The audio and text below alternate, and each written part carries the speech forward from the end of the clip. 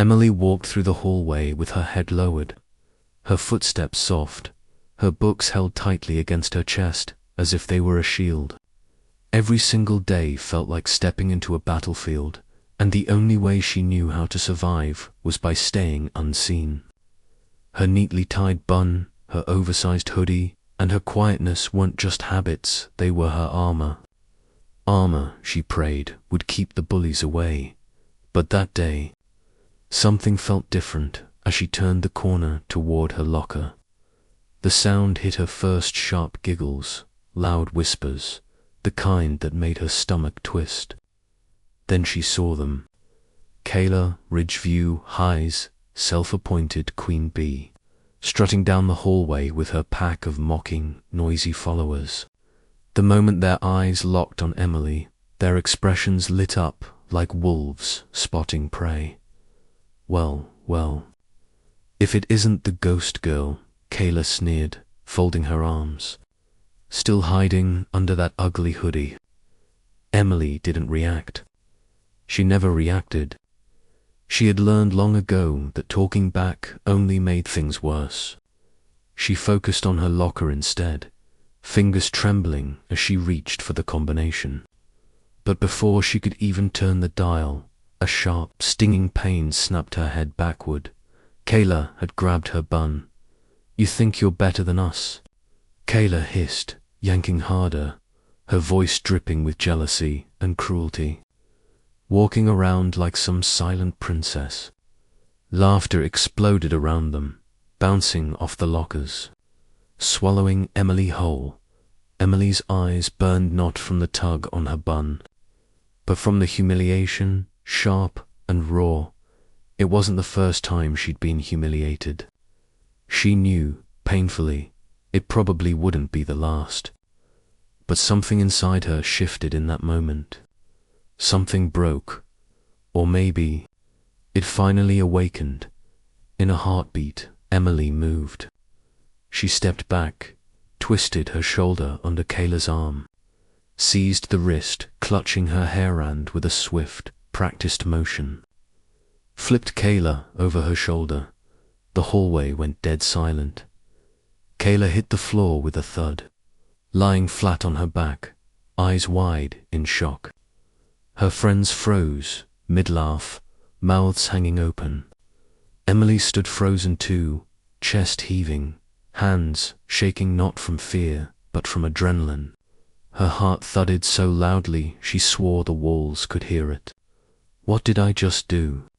She thought, a mixture of disbelief and exhilaration coursing through her.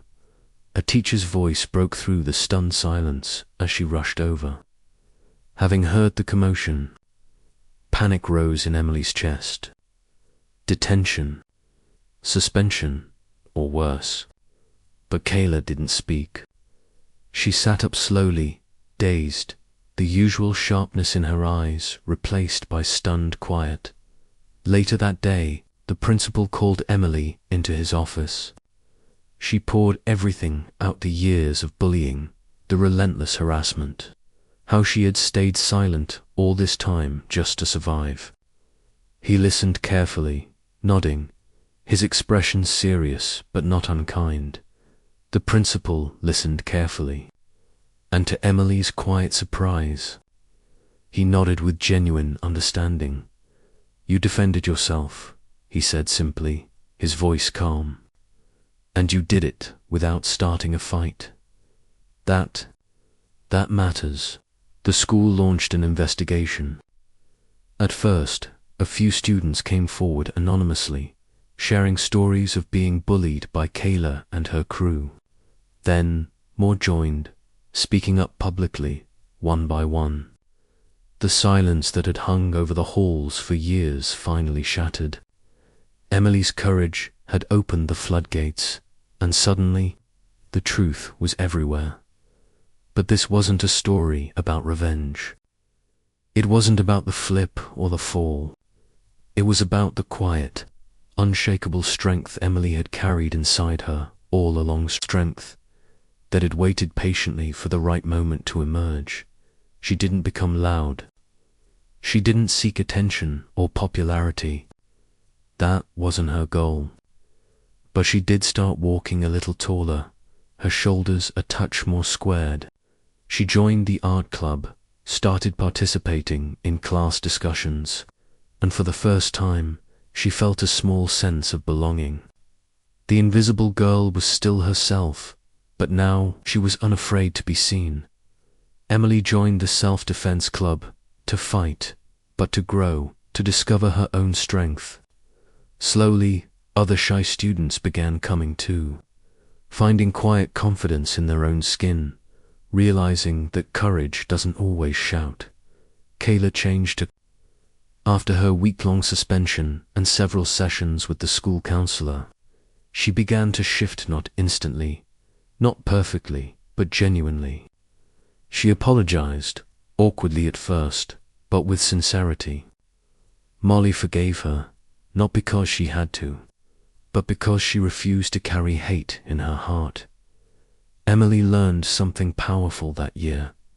Silence isn't weakness. Bravery isn't always loud. And standing up for yourself doesn't mean becoming someone you're not. It means discovering the strength that's been inside you all along, and finally letting it shine. The halls of Ridgeview High were the same, but for Emily, everything had changed.